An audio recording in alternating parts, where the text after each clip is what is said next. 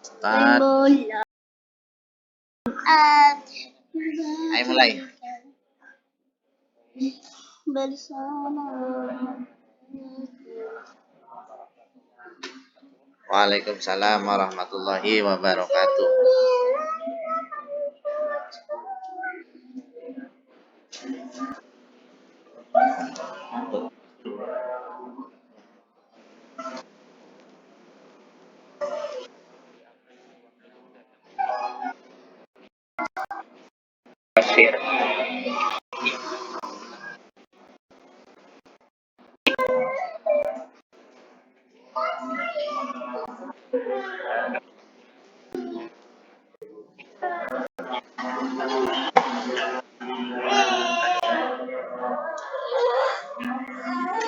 Apa nak? Apa mbak?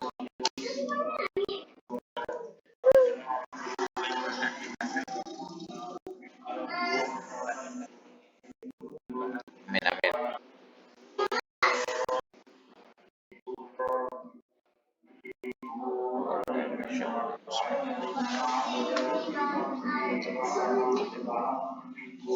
Amin.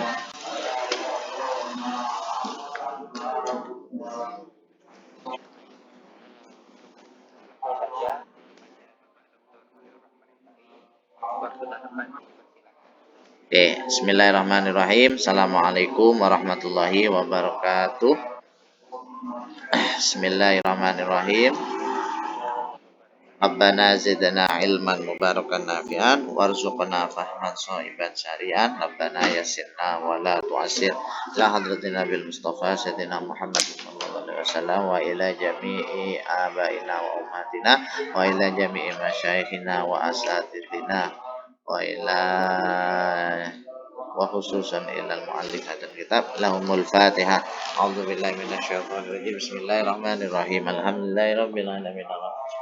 Maliki yaumiddin. Iyyaka na'budu wa iyyaka nasta'in. Ihdinas siratal mustaqim. Siratal ladzina an'amta 'alaihim ghairil maghdubi 'alaihim waladdallin. Amin. Bismillahirrahmanirrahim.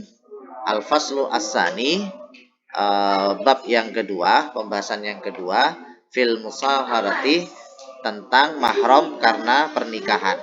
Jadi ini kelanjutan dari pembahasan sebelumnya. Jika sebelumnya membahas mahram perempuan-perempuan bagi laki-laki ini ya, yang haram dinikahi, pertama itu karena nasab.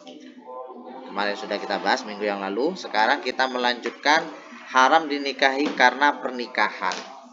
Apa saja? Kita baca.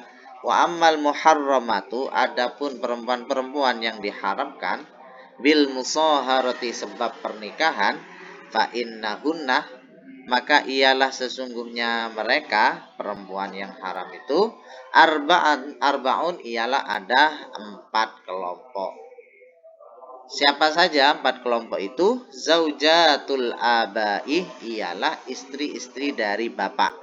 Jadi yang haram dinikahi bagi seorang laki-laki sebab pernikahan pertama adalah istri-istrinya bapak. Maksudnya begini, misalnya ya, si ayah ini, kalau ibu secara langsung itu kan memang haram, itu haram karena nasab. Yang dimaksud di sini adalah seperti ibu tiri, gitu ya. Misalnya si ayah punya istri baru begitu, entah istri pertamanya meninggal atau apa, atau diceraikan, lalu menikah lagi dengan istri baru begitu. Maka ketika ayahnya misalnya meninggal, maka si anak perempuan ini, si anak laki-laki ini, dia dilarang menikahi ibu tirinya. Nah, begitu ya. Jadi yang disebut zaujatul abi ini yaitu seorang laki-laki haram menikahi istri dari ayahnya, yaitu ibu tirinya berarti ya. Karena ini dulu kebiasaan orang Arab. Kebiasaan orang Arab itu dulu ketika seorang ayah menikah dengan seorang perempuan, ketika ayahnya meninggal, itu yang namanya ibu tirinya itu atau ibunya itu langsung digantikan kepada anaknya. Nah, ini kan kurang ajar ya, kayak estafet, kayak tongkat estafet. Maka ketika Islam datang, diharamkanlah istri dari seorang ayah ya. Nah, ini masuk pada haram karena pernikahan. Wal aslu, adapun dalil fihi di dalam keharaman menikahi istri bapak itu tadi, qauluhu ta'ala, ialah firman Allah Subhanahu wa taala. Mbak, diam Mbak, tak cupik lah salah ini loh. Diam Mbak.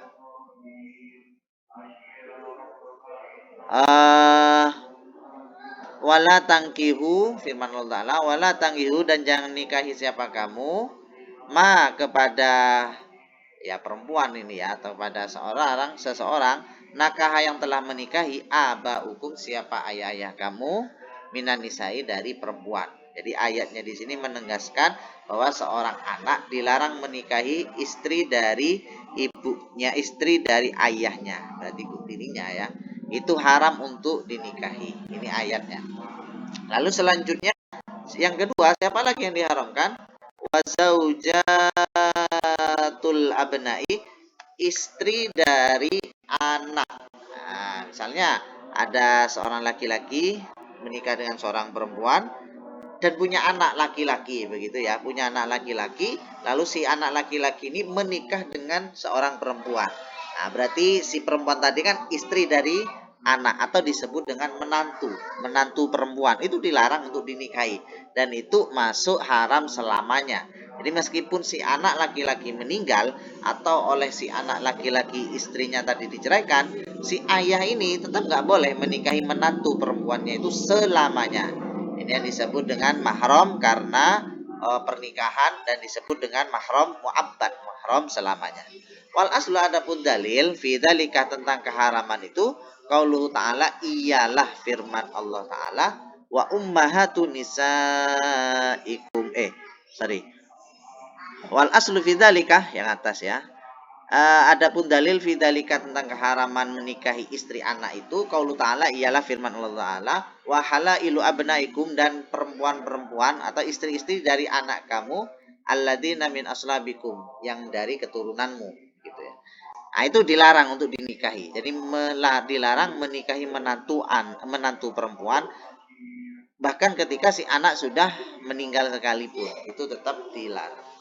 Yang ketiga, yang haram dinikahi karena sebab pernikahan, wa ummahatun nisa'i, dan dan ibu dari istri, aidon juga, artinya mertua. Kalau tadi kan ibu tiri ya, yang kedua itu menantu perempuan dilarang dinikahi, yang ketiga mertua. Mertua itu dilarang dinikahi selamanya, selamanya. Jadi meskipun sudah meninggal, dilarang menikahi mertuanya, baik ketika istrinya sudah meninggal atau sudah bercerai dengan istrinya, maka dilarang untuk menikahi. Ayo nak, jangan diganggu adiknya nak, Abi tidak suka loh, Abi tidak mau belikan lagi loh, wes mulai sekarang tidak mau Abi. Kalau membuat Abi marah, wes tidak mau Abi. Terus mana ini lanjutannya? Wal aslu, adapun dalil fi dzalika tentang keharaman itu, qaulu ta'ala, ialah firman Allah Ta'ala, wa ummahatu nisaikum, dan dilarang menikah. Ini kelanjutan dari ayat sebelumnya ya. Wa ummahatu nisaikum, dan ibu-ibu dari istri kamu, artinya mertua, itu dilarang untuk dinikahi. Wa banatuz zaujati, dan anak perempuan dari istri, berarti ini anak tiri. Nah, anak tiri, misalnya si perempuan sudah janda, ketika menikah dengan seorang laki-laki, dia kondisinya sudah janda, dia punya anak misalnya, maka ketika menikah dengan istrinya sekaligus dilarang untuk menikahi anak tirinya selamanya. Cuman di sini ada syaratnya. Kapan dilarang? Di sini dijelaskan dalam ayat Al-Qur'an. Wal aslu fihi, adapun dalil fihi di dalamnya, artinya dalam pelarangan ini, qauluhu ta'ala, ialah firman Allah Ta'ala, waroba ibukumul lati, dan ya anak tiri itu ya anak-anak kamu, allati, yang fi hujurikum, dalam pengasuhan kamu, pemeliharaan kamu, min nisaikum, dari istri-istri kamu, allati, yang dakhaltum, telah melakukan hubungan suami istri, telah menduhul siapa kamu sekalian, para suami, bihina, dengan inisaikum, dengan istrinya. Fahaula il arba'i, Adapun 4 golongan perempuan yang sudah disebut di atas, ittafaqo ialah sepakat al muslimuna siapa para ulama begitu ya, ala tahrimis naini atas keharaman dua kelompok minhunnah dari 4 kelompok itu binafsil ahdi sebab akad itu sendiri. Wa huwa tahrimu zaujatil abai wal abnai, yaitu keharaman istri dari bapak, wal abnai dan istri dari anak. Jadi maksudnya begini, tadi kan ada 4 kelompok perempuan yang haram dinikahi. Ada ayahnya, istrinya bapak, dan istrinya anak. Itu kan haram, menantu begitu ya, dan ibu tiri itu haram dinikahi. Dan itu mu'abbad selamanya. Dan ini ulama sepakat ketika sudah akad nikah, ketika sudah terjadi akad nikah antara si laki-laki dan perempuan, otomatis istri dari bapaknya, istri dari anaknya otomatis haram dinikahi walaupun si laki-laki tadi belum melakukan hubungan badan dengan istrinya, otomatis haram. Nah, begitu maksudnya ya. Jadi untuk yang 2 kelompok ini otomatis haram. Ketika sudah akad, angkah tuka wa tuka qabil tu nikaha, otomatis menjadi mahram selamanya. Sedangkan 2 kelompok selanjutnya ini ulama berbeda pendapat, yaitu wawahidatun dan 1 kelompok biduhuli sebab terjadi hubungan suami istri, wahwa ibnatu zaujati ialah anak dari istri atau kita sebut dengan anak tiri begitu ya. Wahtalafu dan mereka berbeda pendapat minha tentang anak tiri ini fi maudhi'aini dalam 2 tempat. Ahaduhuma adapun salah satunya, hal apakah min syartiha ialah dari syarat ibnu zaujah itu, antakuna ialah harus ada siapa itu ibnatu zaujah fi hijri zauji ialah dalam pemeliharaan istri. Wasaniyah dan yang kedua, hal tahrumu dan apakah haram siapa itu ibnatu zaujah, anak perempuan itu tadi atau anak tiri, bil mubasyarati dengan bercumbu rayu, lil ummi lil lidzatati dengan ibunya dengan bersenang-senang saja, au bil wat'i atau sebab terjadi hubungan suami istri. Wa amma ummuz zaujati adapun ibunya zaujah, fa innahum ihtalafu maka ulama berbeda pendapat, hal tahrumu bil wat'i apakah haram sebab ada wati, au bil akdi atau sebab hanya ada akad alal binti faqat atas anaknya saja. Wahtalafu aidon dan mereka berbeda pendapat aidon fi hadal babi dalam pembahasan ini fi mas'alatin rabi'atin dalam 4 hal.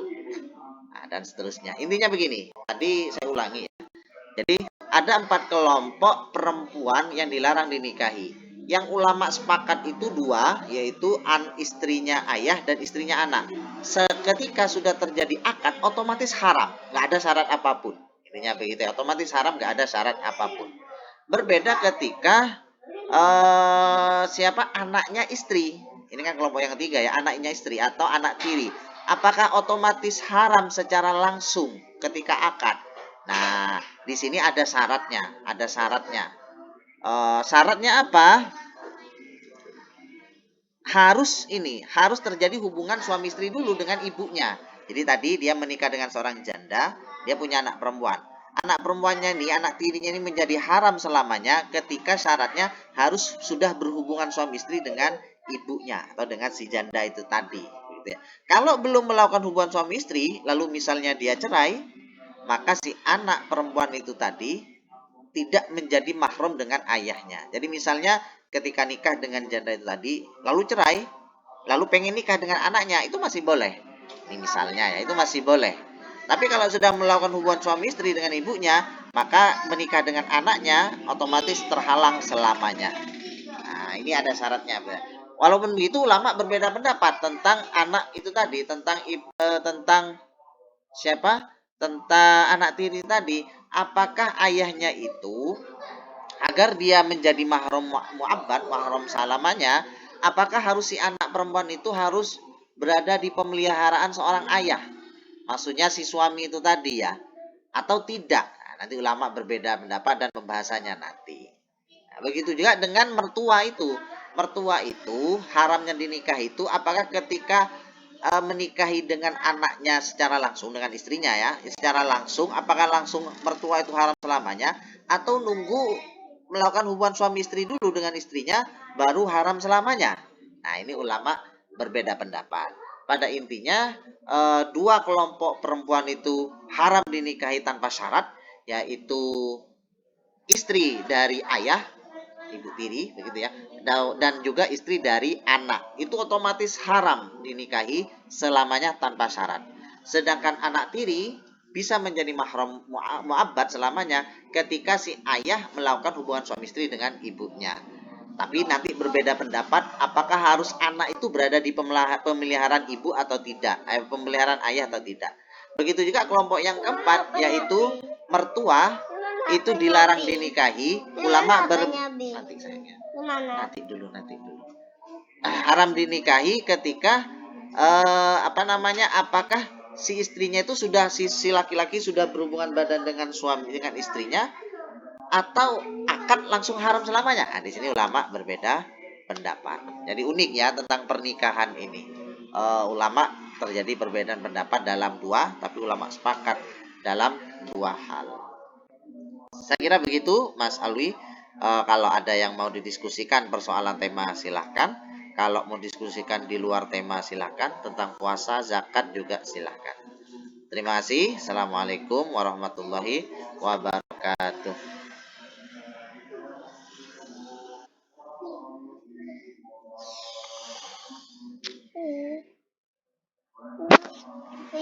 Alwi, masih adakah Alwi? Bentar aja ya. Oh, mana Alwi ini?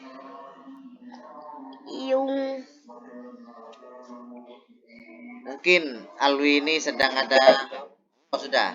Silakan. Sudah. Ya.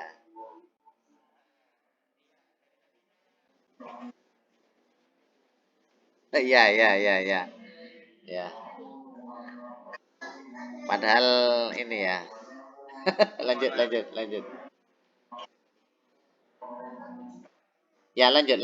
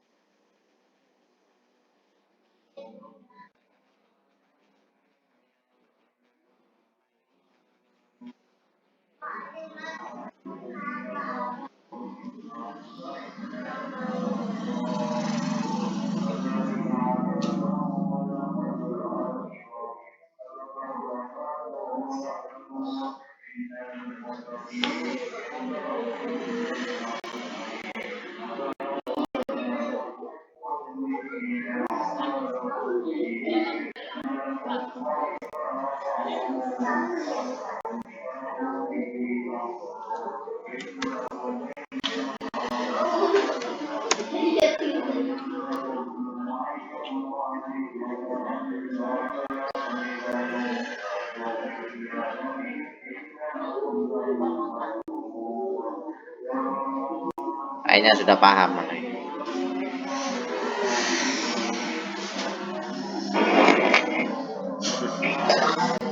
Mungkin sudah paham semua. Mbak Firda, ayo Firda.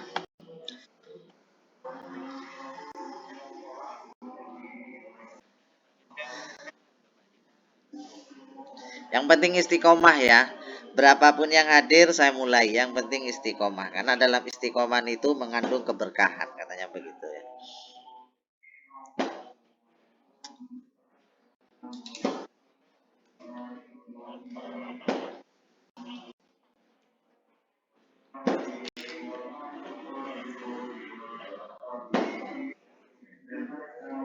Gak terdengar suaranya ya.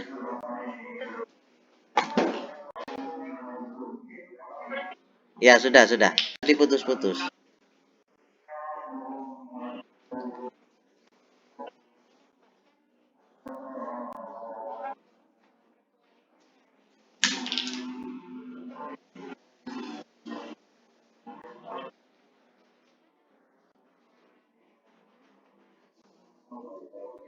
Ya. Ya. Oke, langsung saya jawab ya. Ya, sudah terdengar, terdengar. Jadi intinya tadi kan menantu, berarti istrinya anak, atau mertua, ibunya istri, itu kan haram dinikahi selamanya apapun yang terjadi, dalam arti meskipun sudah cerai atau sudah mati istrinya atau anaknya, itu haram selamanya. Jadi selamanya nggak boleh ya. Lah kalau maksa gimana? Ya haram. Ketika maksa melakukan hubungan badan, haram, tetap haram, berdosa. Lah bagaimana yang membantu? Misalnya ada mudin ya, atau ada siapalah, ustadz atau siapa begitu, nekat untuk menikahkan. Berarti dia masuk pada hadis Rasulullah, man a'anah ala maksiatin kana syarikan lahu. Barang siapa yang membantu dalam hal kemaksiatan, hal-hal yang dilarang begitu ya, maka dia bagian dalamnya, artinya ya kebagian dosa. Begitu ya. Jadi kebagian dosa karena dia sudah menolong, membantu, melancarkan hal-hal yang dilarang. Bisa jadi kan begini, bisa jadi orang itu nggak tahu kalau itu haram, bisa jadi. Saya pernah menangani konsultasi, ada saya nerima konsultasi itu begini. Jadi memang ada sebuah keluarga memang mungkin entah kelainan atau memang kurang paham agama. Di dalam keluarganya itu pokoknya nggak jelas ya. Jadi katanya itu dia melakukan hubungan dengan saudaranya, maksudnya saudaranya istri, padahal nggak nikah, bahkan dengan mertuanya. Jadi mertuanya itu justru dia memposisikan dirinya itu sebagai istri tertua. Itu ada kayak gitu lah. Bisa jadi kan orang ini nggak tahu, bisa jadi orang nggak tahu sehingga menikah, lalu ada orang yang menolong dia untuk menikahkan, ya berarti dia dosa. Umi, jadi berarti dia dosa, intinya begitu ya.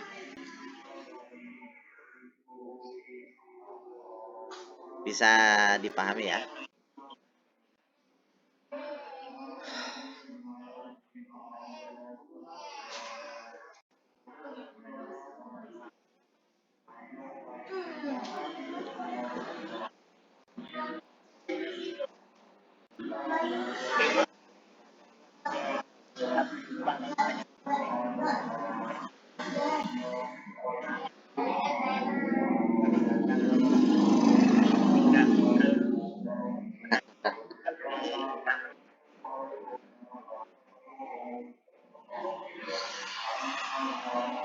Ya silakan.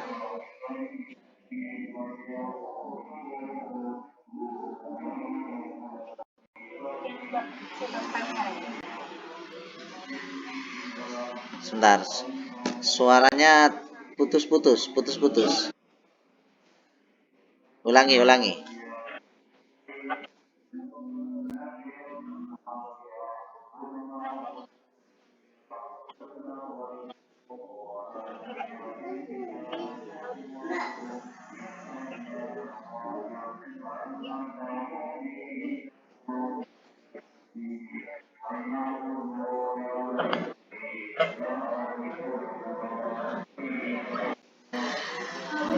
Saya nggak terdengar jelas tadi. Alwi bisa diulang, Alwi.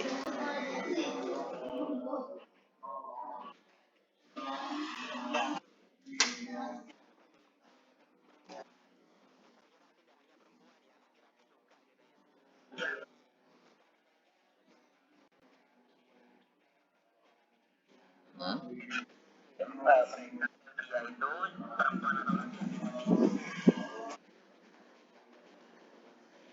Oke. Alwi nggak seperti itu kan ya? Nggak ada. Jadi begini. Jadi begini ya. Ada kitab menarik sebenarnya. Ada kitab menarik judulnya, kitab ini terkenal. Judulnya Al-Ulama Al-Uzzab. Pernah dengar ya? Al-Ulama Al-Uzzab. Lalu Buya Husain itu menulis buku, bukan terjemahannya, tapi menulis buku dengan judul yang serupa dalam bahasa Indonesia. Judulnya Ulama yang Memilih Jomblo. Itu ada ya. Itu ada. Jadi begini, yang dilarang itu ketika dia memang benci kepada syariat pernikahan. Jadi benci itu artinya nggak mau, nggak maunya karena ngapain nikah begitu ya. ngapain dia nikah, ngapain, pokoknya nggak ada alasan syar'i bahwa dia tidak menikah itu, nggak ada alasan syar'i, itu yang dilarang. Apalagi sampai benci pada syariat pernikahan. Ngapain Allah mensyariatkan pernikahan? Saya nggak mau menikah. Ya kalau mau misalnya naudzubillah, ya saya pergi saja atau saya manggil orang saja misalnya ke rumah saya. Kan enak, nggak usah ada baper-baperan, nggak usah apa misalnya. Nah, yang kayak gini nih yang berdosa, yang haram. Ya. Tapi kalau dia belum menikah, saya katakan belum karena barangkali nanti suatu saat menikah. Bukan karena benci pada syariat Islam, tapi entah karena memang alasannya, misalnya seperti Imam Nawawi itu, misalnya karena dia karena sangat sibuk dalam hal pekerjaan, apa dalam hal mencari ilmu atau menyebarkan ilmu. Pokoknya kesibukan beliau itu karena ada aktivitas ada aktivitas keilmuan, entah itu menulis, mengajar, membaca dan seterusnya. Saya ulangi ya. Sampai mana tadi? Sampai mana? Intinya, intinya ya, kalau dia tidak menikah karena benci kepada syariat pernikahan, misalnya dia tidak percaya kepada syariat pernikahan, atau memang benci, saya pokoknya nggak mau menikah. Kalau saya pengen hubungan, misalnya saya manggil orang saja. Ini kan benci kepada syariat pernikahan. Nggak mau ada ikatan apalah begitu. Nah ini haram. Kenapa? Karena dia benci terhadap pernikahan. Tapi kalau nggak nikahnya karena alasan syar'i, misalnya karena aktivitas keilmuannya yang padat, misalnya siapa? Imam An-Nawawi misalnya ya, pengarang kitab Hadis Arba'in Nawawi, pengarang kitab Al-Majmu, itu nggak nikah sampai akhir hayatnya karena aktivitas keilmuan, khawatir mengganggu aktivitas keilmuannya. Bukan karena benci bab pernikahan, bukan. Tapi karena aktivitas keilmuannya dia nggak menikah, maka nggak berdosa. Ya, Imam Nawawi juga bahas dalam kitab-kitabnya itu membahas bab pernikahan, artinya tidak memungkiri ada syarat pernikahan, cuman karena aktivitasnya itu tadi dia tidak menikah. Ada juga siapa itu yang sangat terkenal, sufi perempuan itu namanya siapa Lui? Namanya Rabi'atul Adawiyah, katanya itu juga sampai tidak menikah karena khawatir cinta kepada manusia menghalangi cintanya kepada Allah Subhanahu wa taala. Jadi khawatir terganggu ibadahnya begitu ya. Maka dia nggak menikah, bukan karena benci, tapi karena ada alasan lain. Nah, kalau kita orang-orang biasa ini ya, jangan dalam artian jangan sok-sokan karena ilmu, karena apa ya? Karena ini kita ini hidup di kehidupan normal, dalam arti kehidupan yang berbeda dengan ulama-ulama yang memang istiqomah dalam jalannya. Kita kan bisa jadi tergoda, bisa jadi apalah begitu ya. Maka memang dianjurkan menikah. Terdengar ya Lui ya jawabannya ya. Intinya seperti itu. Oke.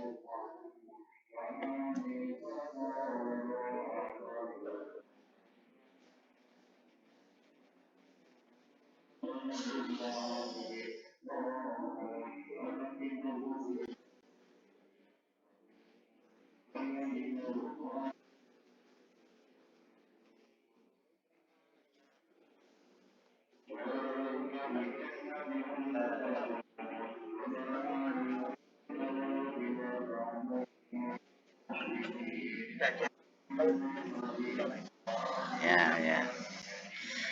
Jangan karena alasan S3 nggak kuliah fokus ini lalu terus-terusan nggak menikah misalnya. Nah, itu nggak benar itu ya. Khawatir keterusan. Khawatir keterusan saja. Begitu ya. Ya.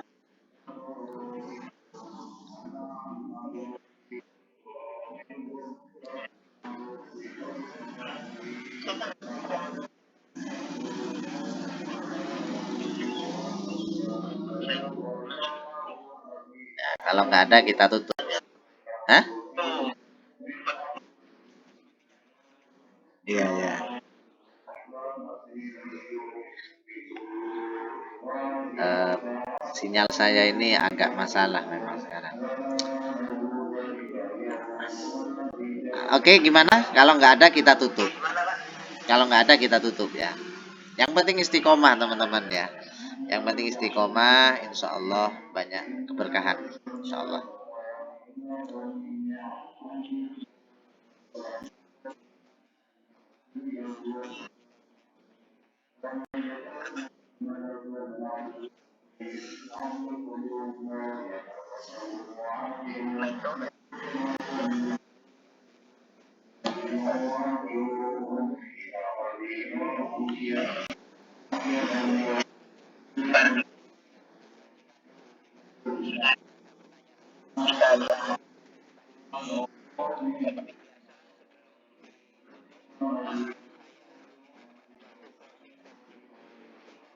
Ya, bismillahirrahmanirrahim. Malam ini kita membahas tentang perempuan-perempuan yang haram dinikahi. Tentu ini bagi laki-laki ya. Berarti kebalikannya, bagi perempuan haram juga menikahi laki-laki yang tergolong pada 4 kelompok ini. Yang pertama, eh, istri dari ayah. Yang kedua, istri dari anak perempuan, berarti istri dari anak laki-laki, berarti menantu. Yang ketiga, mertua, berarti istrinya ibu. Yang keempat, anak tiri atau anak dari istri. Anak dari istri, ya, anak bawaan dari istri. Itu haram dinikahi. Walaupun yang dua itu ulama sepakat, yaitu istri ayah dan istri anak, itu sepakat ulama haram selamanya tanpa syarat. Nah, begitu ya. Sedangkan untuk anaknya istri, berarti anak tiri, ulama mensyaratkan harus ada hubungan suami istri terlebih dahulu baru haram selamanya. Kalau belum ada maka tidak menjadi haram selamanya. Begitu juga tentang mertua, itu ulama berbeda pendapat. Haramnya itu apakah ketika si suami istri tadi sudah berhubungan atau belum? Nah, apakah hanya ketika terjadi akad apakah haram atau langsung atau nunggu terjadi hubungan suami istri dulu? Ini ulama berbeda pendapat. Apapun itu, keharaman itu pasti ada hikmah, ada tujuan yang terkandung di dalamnya. Apalagi kalau kita lihat itu kan orang-orang terdekat begitu ya, orang-orang terdekat yang misalnya mertua itu kan terdekat. Apa ya? Orang mertua itu kan sama seperti orang tua sendiri, maka juga dilarang. Saya kira begitu teman-teman semuanya. Semoga diskusi kita ini bermanfaat, menjadi ilmu yang barokah dan menjadi salah satu jalan kita, jalan kemudahan kita menuju surga. Amin amin ya rabbal alamin. Terima kasih. Allahumma muwaffiq ila aqwamit thoriq. Wassalamualaikum warahmatullahi wabarakatuh. Waalaikumsalam warahmatullahi wabarakatuh.